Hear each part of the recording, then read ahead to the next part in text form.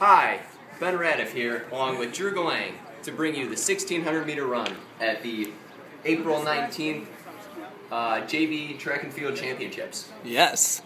Today we have a stacked 1600, which includes John Sullivan with already a PR in the mile at 4:49, which he ran at Cloverleaf Indoor. The Cloverleaf Invitational. We have Brian Keaton, who ran the mile in 4:41 at Brunswick. All right, and in this race also we have Pat Lippi with a mile PR of 4:48. Also, you may remember his finish from Forest Hills in the cross-country race in 2010. That was one to never forget, especially by him. Dylan Lynch was a scratch as he competed in the 4x8 earlier today. Also a scratch in this event was Sam Swingoff. Alrighty, looks like the official's given his final instructions. We've got Keaton on the outside of lane 2, Sullivan on the outside of lane 3, and Lippi on the outside of lane 4. Note that Lippi is the one wearing the different colored blue jersey along with the non-team shorts. Alright, Drew, who do you like as a sleeper in this race? Who might not win it, but will definitely give his all? Ooh, looks like we don't have any Ignatius runners besides those three in this one. Look like we're going all Ignatius in the second That's heat. Pat Lippi flashing the gang sign. All right, well, I like Max Hayes on the outside. Oh, and here comes late entry Elliot Thorkelson to the outside lane. So, Drew, do you think this official has any idea what he's doing right now? Well, he's wearing an OHSAA cap, so he obviously does. Do you think Elliot Thorkelson, who's just left the race again, knows what he's doing? That's, actually, he looks like he's still in the race, Ben. Oh, he is still in the race. He's in the second wave in that first alley there. Alrighty, it looks like they're doing a 300, oh, I'm sorry, a one-turn stagger.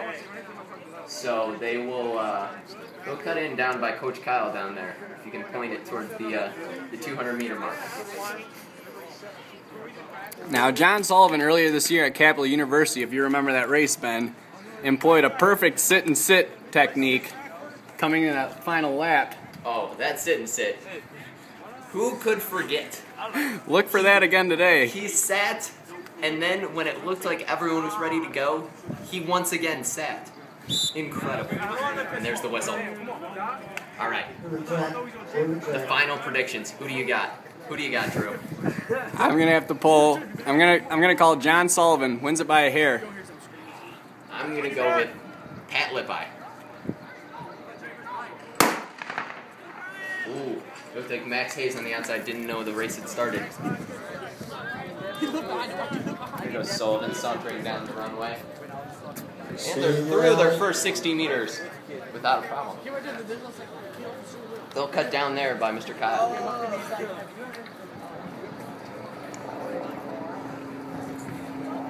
That's Sullivan out in front with Lippi on his right shoulder.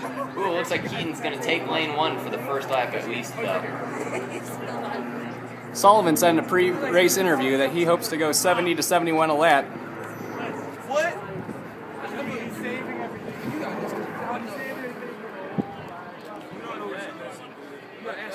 Ooh, looks like we've started to differentiate from packs already.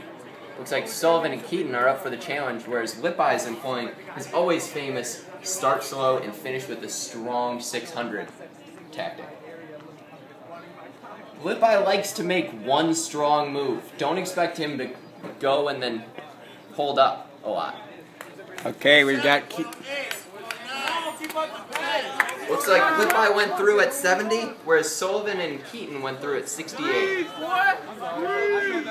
That means right now they're on pace for a 4:32 if they can hold it.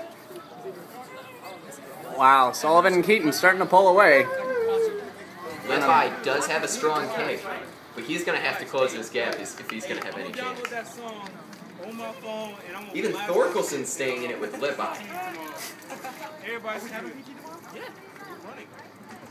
All right, a bigger gap starting to open up. It looks like they're with the wind on the back straight, looking at the American flag, Ben. It does seem that way. I think you can tell that Lippi knows the sense of urgency, that he can't give in just to hang on to the last 800 meters. They're coming through. I have them at 2:08 right now.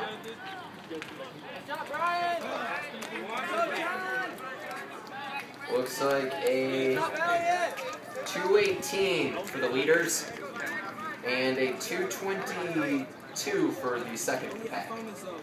And we have our man from Max Hayes working down the back straight on the second lap right now. And with Keaton still leading from the get-go. Now remember, Ben, Keaton likes to lead races but never win them. Yeah, he does enjoy that tactic, as he was the runner-up 2 years straight at the Avon Lake Invitational cross country. So Keaton committed to Pittsburgh, and Sullivan committed to Marquette, are in a Big East showdown right now. It's a two-man race at this point, and it looks like with Lippi and Thorkelson way back.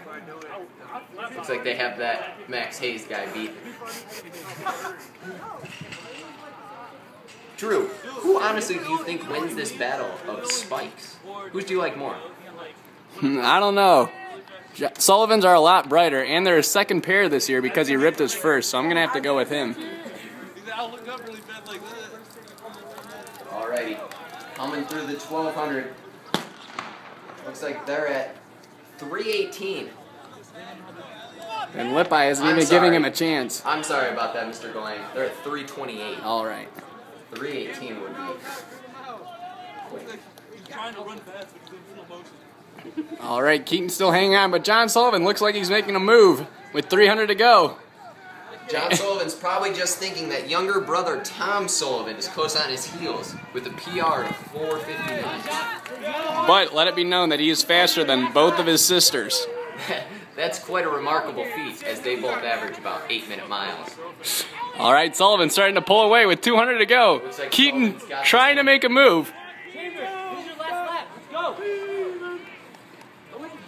Sullivan coming off the turn strong. Wow, he's going to run a good time. He'll go sub 4:45. Hopefully.